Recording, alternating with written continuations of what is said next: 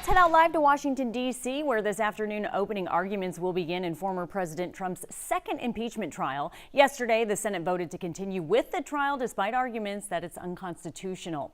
So what can we expect as arguments begin? Marcelino Benito connects the dots.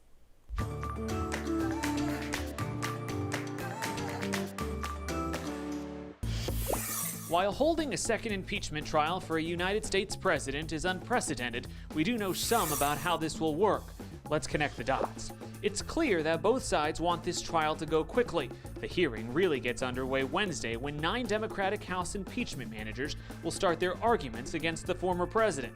Each side will have as many as 16 hours over 2 days to make their case. Democrats say a final vote could happen Sunday or Monday, while according to reports, Republicans think it could wrap up as early as Saturday night. One thing that could delay all this is witnesses. House impeachment managers have only asked for one witness, former President Trump.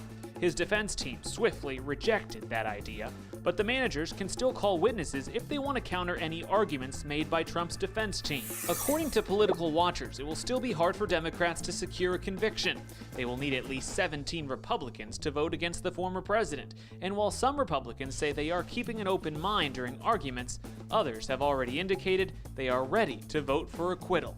Connecting the dots, I'm Marcelino Benito for H-Town Rush.